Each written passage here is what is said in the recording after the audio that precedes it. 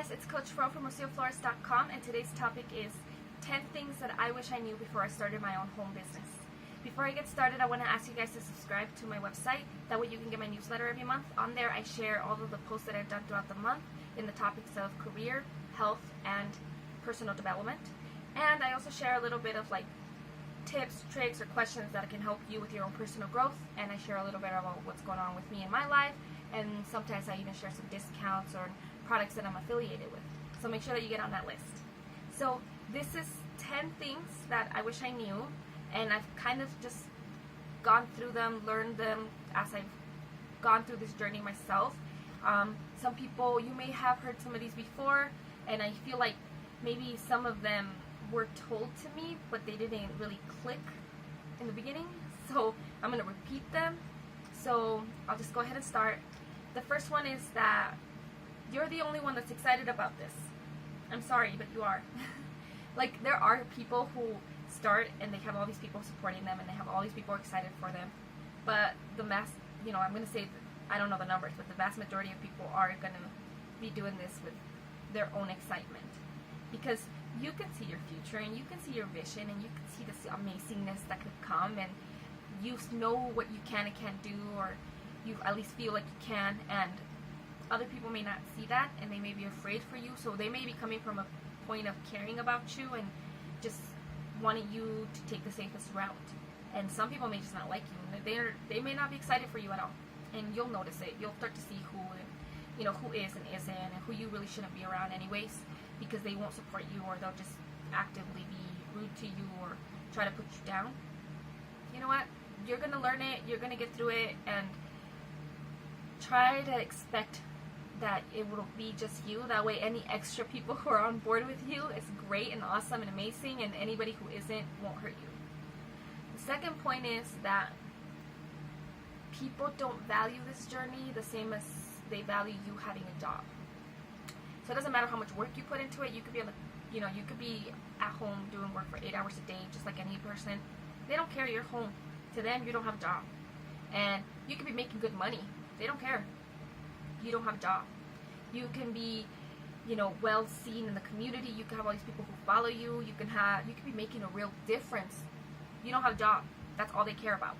So they have their own views of what is and isn't socially acceptable and what's a societal norm. And when people break those ideas, it can be really hard for them to shift in consciousness. And so expect it. And don't take crap from people who try to give you crap for it. As long as you know that you're doing what you need to do, you continue to do what you need to do, because they'd be saying the same thing to you if you were working at McDonald's. And if they're working at McDonald's and you had like a Fortune 500 business, they would still be giving you crap because they have a job. So let it go. The third thing is that you have to learn. There's a learning curve.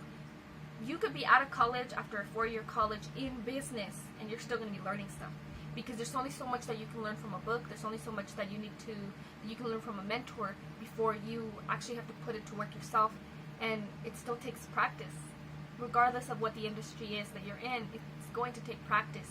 And there's so many aspects to it that you have to be open to learning.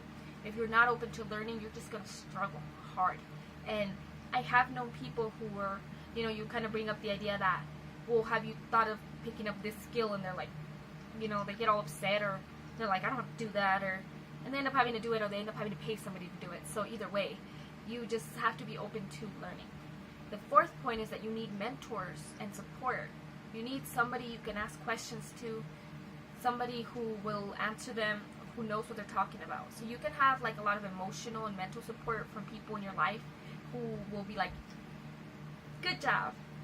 And you're gonna ask them, but I don't know how to like code this thing, or I don't know how to like, should I make my website this color, should I make this box smaller, should I make this thing this way? And they don't know, or they don't know where you're coming from, or they don't understand, and so they may not be able to give you the best advice. So make sure you find people who are doing what you're doing, who can actually give you valid advice that's gonna help you. And that way you don't get stuck on a topic for so long because you don't know the answer, that you give up at that moment, you freeze and you can't move forward. Find people who can help you move forward in life. That can be people that you pay and people that you don't pay. people that in support groups that you don't know, strangers, people that you do know who are going through the same thing. Be okay with asking questions. Be okay with getting criticism and answers from them. And you take what you need, you don't take what you don't need, and you keep going forward. The fifth point is that you have to grow. And so the difference between that one and having to learn or having mentors teach you is that you have to be okay with personal growth outside of your business. So if you're doing a coding style business, something that's website related or technology, you probably don't think of picking up a personal development book.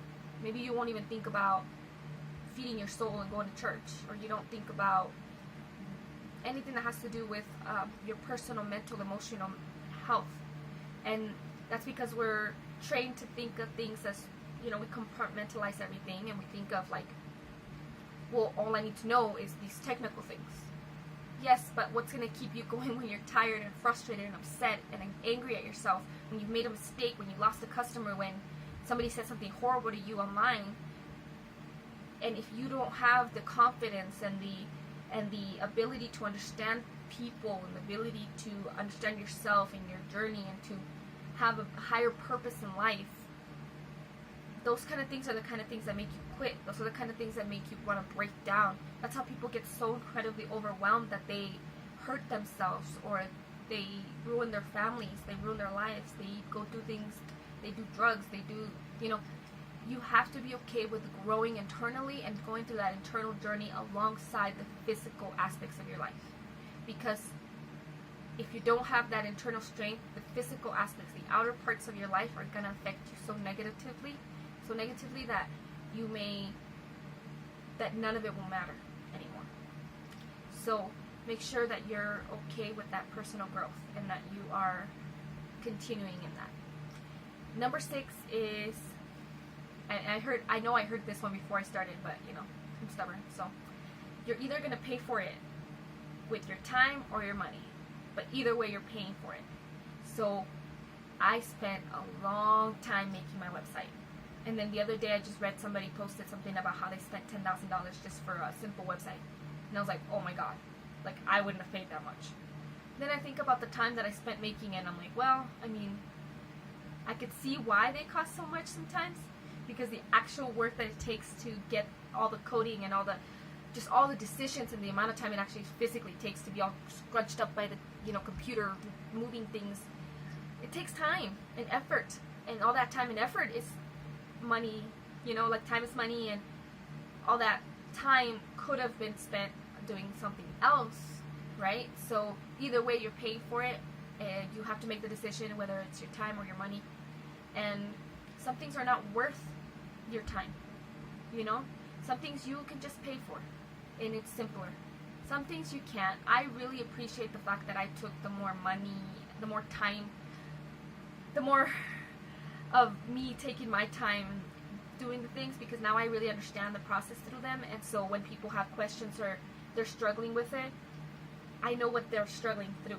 I understand what they're doing, and I can help them decide whether or not they should spend money on it or not, based on what I struggled with and what I had talents on and what I didn't and what I wish I did. So you can try either way. It's up to you. Some things are worth doing, not paying for, because you should learn how to do. You might, like some people pay people for everything, and so they never really engage with the process, and that's when you get a lot of these people who are like, oh yeah, this whole thing was super easy and simple, and you're not even going to struggle through it, all you have to just pay. Well, not everyone has the money, so how are you going to entice somebody or explain it to somebody or help somebody who doesn't have the money to start it that way? So make sure that you understand both ends of it and make your decisions wisely. Okay, number 7 is that it's a job. If you're coming at this thinking that it's not a job, or that you're not going to have to do work, it's a dream, and it's either a dream or a scam. So whoever's telling you that